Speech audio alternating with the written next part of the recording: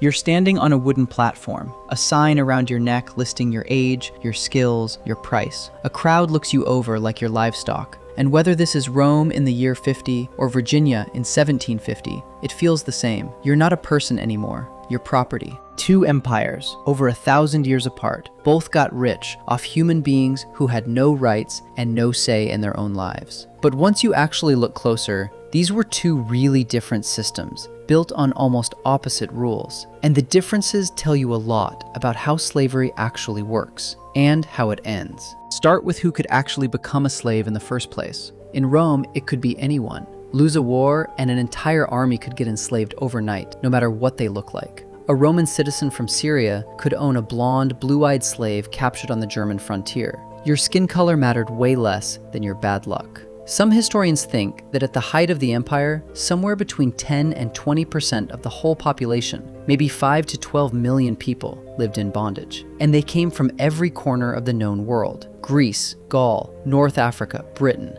all thrown into the same system no matter where they came from. American slavery worked the opposite way entirely. It wasn't just bad luck in a war that could happen to anyone. It was built specifically around race, tied to African ancestry, and locked permanently into law. In 1662, Virginia made slavery hereditary. In 1664, Maryland declared that all Africans and their descendants were enslaved for life, no exceptions, no way out the way Roman law sometimes allowed. And that one difference, hereditary versus not, cracks open pretty much everything else that happened next. In Rome, a slave could actually work toward freedom. They were allowed something called a peculium, basically a personal fund they could build up over years, sometimes through skilled work, sometimes through a side hustle, and eventually use to buy themselves out. It wasn't guaranteed, and it wasn't easy, but it was legally possible. And estimates say around 20% of Roman slaves managed it, maybe more in cities. Once freed, you weren't fully equal. You couldn't hold public office, and you owed your old master certain favors. But your kids could still rise. Your bloodline wasn't permanently marked. In America, that door was basically welded shut. Slavery wasn't something you worked your way out of. It was a life sentence passed down to your kids and their kids forever, with the law actively closing off every loophole that might let someone climb out. By 1705, Virginia's slave codes had wiped out nearly every legal path to freedom that had briefly existed in the colony's messier early years. Because here's something the popular version of this story usually leaves out. Slavery in early colonial Virginia wasn't originally built purely on race.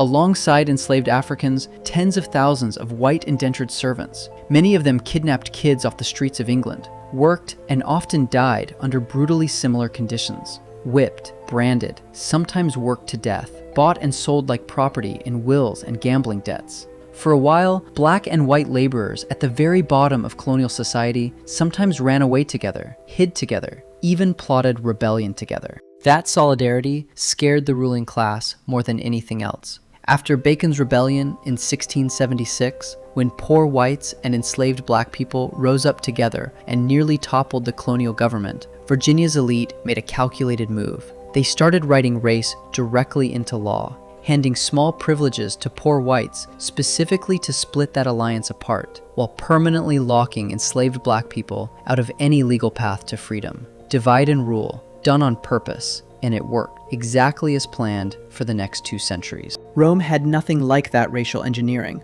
because Rome's version of slavery didn't need it. Status, not skin color, was the whole organizing principle, and that shaped what daily life could even look like. Roman slaves worked as doctors, accountants, tutors, business managers, sometimes even training other physicians. The playwright Aesop and Cicero's own secretary were both enslaved men. That existed right alongside real horror too. Chained field labor, brutal mining conditions where life expectancy was measured in months. And for most of Roman history, a master could kill a slave with almost no legal consequence at all. It wasn't until Emperor Constantine in 319 CE that Roman law finally said that intentionally killing a slave could actually count as murder, a pretty late and reluctant admission that enslaved people were people at all. American law never really caught up to even that. Slaves couldn't testify in court against a white person. An owner accused of cruelty could sometimes just swear his own innocence and walk free. In Louisiana, one man got convicted of stabbing a slave to death and received 12 months of hard labor as his entire punishment.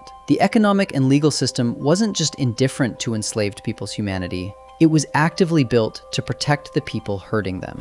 Both systems eventually faced rebellion, and both answered it the same brutal way. In 73 BCE, Spartacus led an uprising that grew to tens of thousands of people before Rome crushed it, crucifying thousands of captured rebels along the Appian Way as a public warning. In 1831, Nat Turner's rebellion in Virginia killed dozens before it got put down, followed by mob retaliation that killed even more enslaved people who had nothing to do with it at all. Different centuries, different continents, but the exact same message sent both times. Dream of freedom, and this is what it'll cost you. So which system was worse? That's probably the wrong question, honestly, because it assumes there's a version of owning another human being that counts as okay. What's actually worth sitting with is how differently each system ended and what it left behind. Rome's slavery faded out gradually as the empire itself declined. And while its stigma stuck with a freedman for his own lifetime, it didn't calcify into a permanent racial hierarchy that outlasted the institution itself. American slavery ended abruptly in 1865, but the racial framework built specifically to sustain it, the same legal architecture designed centuries earlier to keep one group permanently at the bottom, didn't end with the 13th Amendment. It just found new laws to live inside. Two systems, 1,000 years apart, both built on the same basic cruelty. But only one of them was built never to end.